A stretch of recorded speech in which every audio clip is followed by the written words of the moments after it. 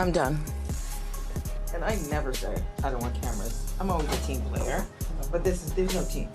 Okay, so let's talk about Garcelle Beauvais and everything that's happened since that Real Housewives of Beverly Hills reunion. Right, the reunion where she walked off. There's been a lot of talk, and she's actually responded to some of it. Yeah, specifically the comment saying she's changed since leaving the show. Mm-hmm.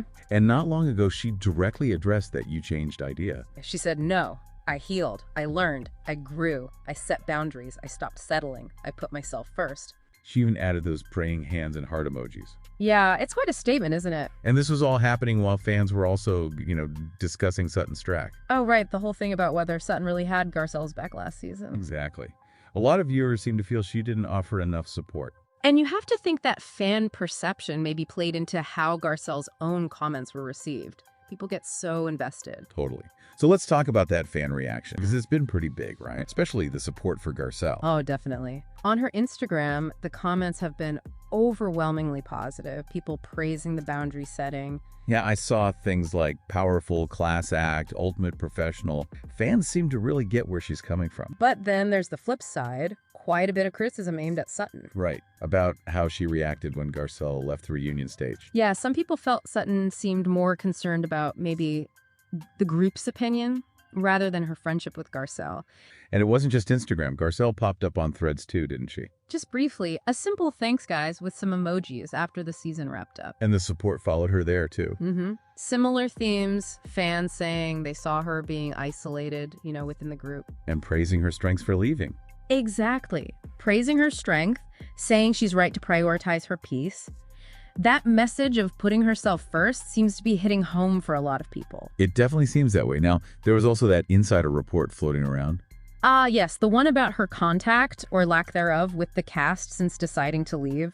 What did that suggest? Basically that she hasn't really been in touch. The claim is she felt genuinely poorly treated by her co-stars. And that was a big factor in her leaving. Apparently a very significant one. It sort of fuels the idea that the on-screen tension reflects some real off-screen issues. The report made it sound like she's just completely done with the whole group. Yeah, and it even mentioned the friendship with Sutton. What about Sutton? Well, the suggestion was that Garcelle now feels that friendship wasn't maybe as strong as she believed, that she felt let down. Wow. Okay, so feeling let down even by Sutton. That's what the report implies. It really speaks to the difficulty of, growing or changing within a group that maybe isn't ready for it. It really does. And look, if you want to keep up with all the fast-moving news in reality television, definitely make sure you subscribe to RHOBH TV. And hit that bell icon. You won't want to miss what's coming next. Next update we have about Brandi Glanville. And it sounds like she's been facing some really significant health challenges. Reports suggest she spent a huge amount, like over $113,000. $113,000? Yeah, on ongoing medical stuff in just the past couple of years. That's incredible. And the tough part is, reports suggest they still haven't figured it out.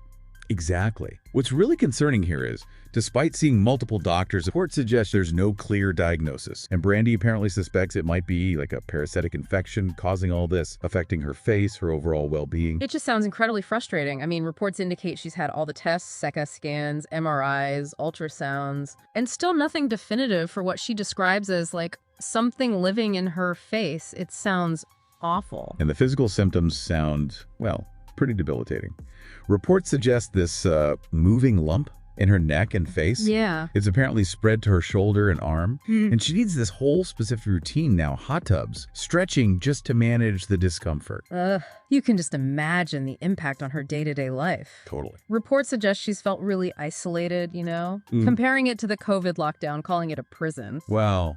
That really makes you think, doesn't it? How much we just take basic health and like freedom of movement for granted. Absolutely. And that isolation isn't just, physical. Reports suggest it's hitting her social connections hard, her intimate life too. Yeah, she's apparently expressed feeling really insecure, like she's lost her old self. Reports indicate she's tried a bunch of different treatments. Cell sound therapy, that's ultrasound, right? Yeah, an ultrasound-based thing. And antibiotics, even stem cell therapy. And did anything help?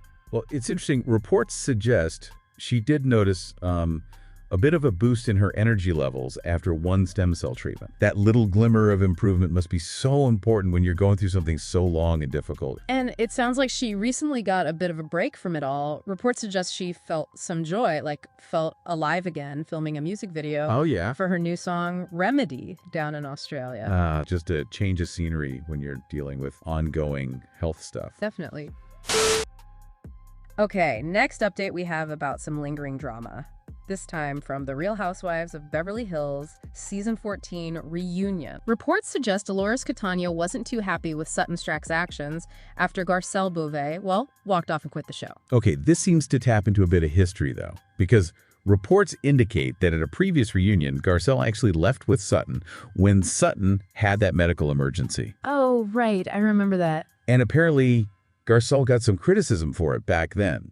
So there's this context of, like, past support being brought up now. Gotcha. Reports suggest Dolores specifically pointed out that Sutton commented about going to supper, like right after Garcelle left.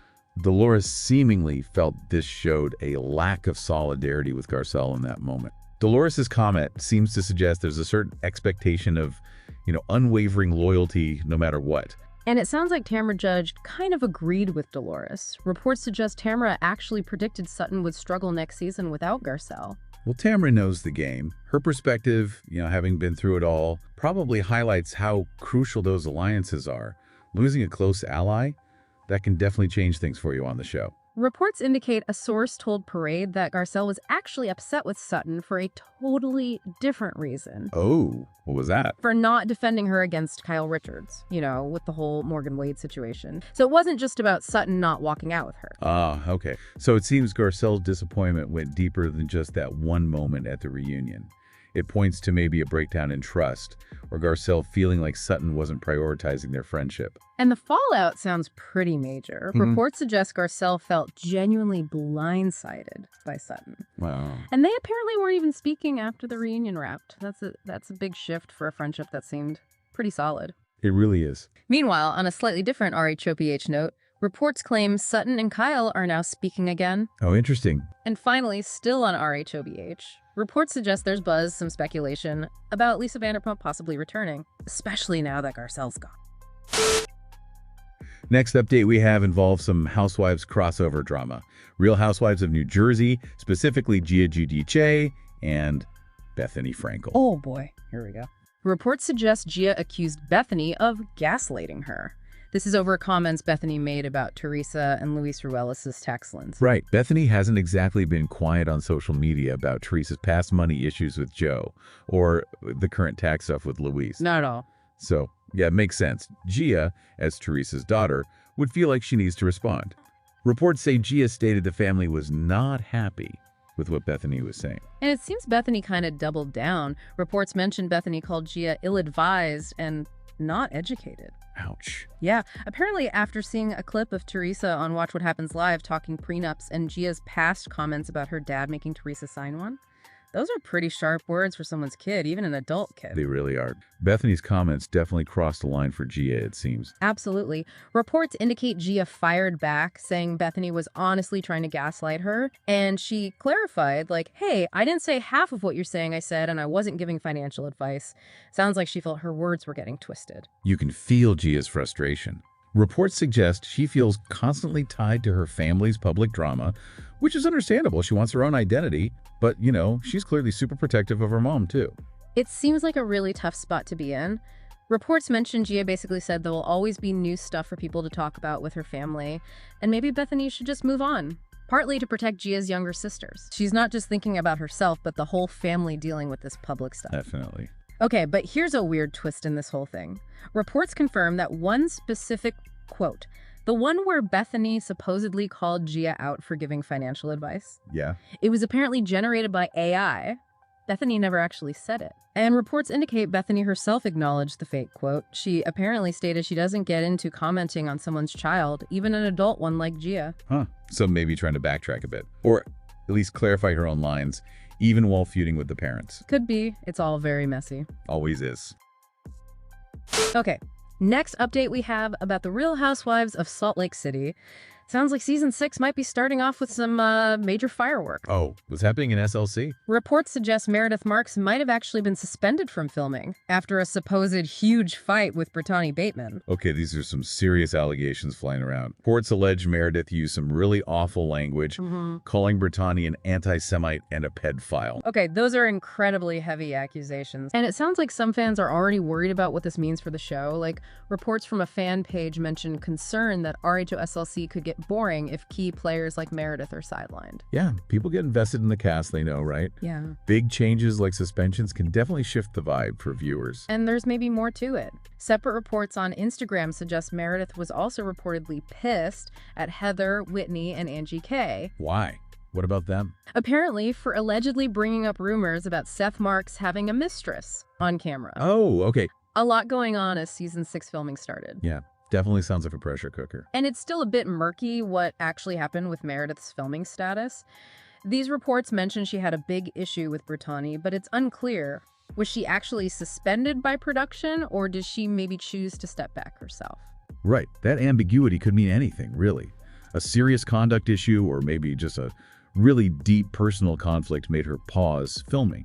We'll have to see how that plays out. In other Salt Lake news, reports indicate Bronwyn Newport she joined last season. Season 5 arrived late to the cast trip. Apparently the delay was due to some heat around alleged claims of identity theft and grand theft against her. Wow, okay. We do know some familiar faces are definitely back, though. Reports confirm Lisa Barlow and Mary Cosby are part of the upcoming season. Okay, good. So even with potential drama and cast shifts, we'll have Lisa and Mary anchoring things. That continuity is probably needed.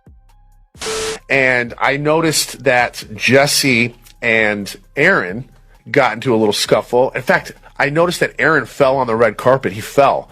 And Jason had to pick him up. He was blitzed. No. Yeah. It's all over the tab. Have about the Valley, the Vanderpump Rules spinoff. Sounds like there was drama even off camera at their season 2 premiere party.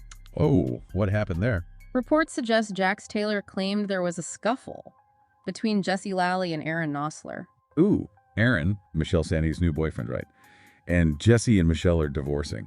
With the recent split and Michelle moving on with Aaron, any interaction between Jesse and Aaron was probably going to be tense. Reports indicate Jax, who's sober now, mentioned how awkward it felt being the only one not drinking, said it gives you a different view. Yeah, it really can. Being sober when others are drinking definitely makes you notice social cues more, maybe potential escalations. Jax's perspective could be telling. And Jax apparently didn't hold back describing Aaron's state. Reports allege Aaron was so blitzed he actually fell on the red carpet. Oh my God. And Jason Caperna reportedly had to help him up. Quite a scene for a public event. Yikes. But while Jax said scuffle, reports suggest it was more of a verbal argument, not like a physical fight. Okay, that's an important distinction. Still tense, but words, not fists. And reports mention Jesse was actually at the party alone. His girlfriend Lacey apparently wasn't feeling well. Ah, so he was navigating that whole tense vibe solo, especially with his ex and her new guy right there. Probably made it even more uncomfortable. And it sounds like other people felt the tension too. Reports include Tom Schwartz, who was there, and on Jax's podcast saying he could feel the tension between Michelle and Jesse. Yeah. And reports note Michelle and Jesse are still butting heads through the divorce, especially now that Michelle's actually living with Aaron. Oof. Yeah, that living arrangement so soon after splitting, that's almost guaranteed to keep things strained between them. Definitely seems like fertile ground for more Valley drama. Okay, finally, let's dive into some Summer House stuff. All right, what's happening in the Hamptons? Reports suggest Summer House star Lexi Wood said her ex, Jesse Solomon, and Ciara Miller actually skipped her birthday to spend the day together. Ouch. Okay, that sends a pretty clear message, doesn't it? Missing your ex's birthday to hang out with somebody you've been linked to. Yeah. And reports indicate Lexi isn't exactly shocked by Jesse and Ciara still flirting, especially after those Coachella pictures surfaced of them looking pretty cozy. Right, those photos probably just confirmed what Lexi already suspected. Seeing it publicly definitely hits different than just hearing rumors. Reports also include Lexi referencing some incident where she apparently wasn't even allowed to hold Wes Wilson. She contrasted that with how public Jesse and Ciara are being. It sounds like she feels there was a double standard in how her interactions were viewed versus Jesse's. Ah, okay. But despite all that, reports suggest Lexi actually hopes she can be friends with Ciara eventually. After all that. Seems so. And she thinks Jesse will have to answer for his behavior at the reunion. Which, shows some maturity from Lexi wanting to navigate this mess. It does. Wanting friendship with Ciara despite everything suggests she's trying to be somewhat level-headed. And it sounds like Lexi definitely felt hurt by Jesse. Reports mentioned she felt manipulated by him accusing her of flirting with West. Especially when she friend-zoned West. Exactly, because of his past with Ciara. So she felt like she was being unfairly accused while Jesse might have been doing something similar himself. Yeah, that feeling of manipulation is rough. It suggests a lack of honesty, maybe him projecting his own stuff onto Lexi. Okay, and lastly today, some news about Paige DeSorbo and her breakup with Craig Conover. Ah, Paige and Craig. What's the latest there? Reports indicate Paige now believes she stayed in that relationship too long. Like she should have ended it sooner. Hindsight, right? It often is, yeah. Looking back gives you that clearer view on maybe red flags or issues you didn't see fully at the time. And speaking of red flags, reports mention Paige actually caught Craig texting, including getting hearts from another woman like a year and a half before they split. She sees that now as a major sign. Oh yeah, that kind of thing definitely eats away at trust. Creates insecurity, makes you question the commitment. Reports also suggest Paige felt some pressure, from fans maybe, to eventually settle down, be the wife, the mother. That classic pressure. Right. But she chose to end it, partly to avoid a potential future divorce, which sounds pretty pragmatic, maybe even brave. And Paige also had some words for Patricia Altschul. Reports include Paige calling Patricia out for, pushing a mean girl narrative about Craig's girlfriends. Sounds like Paige felt she got painted unfairly. Yeah, Paige is definitely pushing back, saying, hey, this narrative about me wasn't fair, and maybe didn't hold Craig accountable for his part in things. Exactly. Reports suggest Paige even questioned why Craig's behavior, which apparently led to similar reactions from multiple women he's dated, doesn't get looked at more closely. So there you have it, another deep dive into the constantly spinning world of reality TV. Well, thank you for watching this video. See you tomorrow.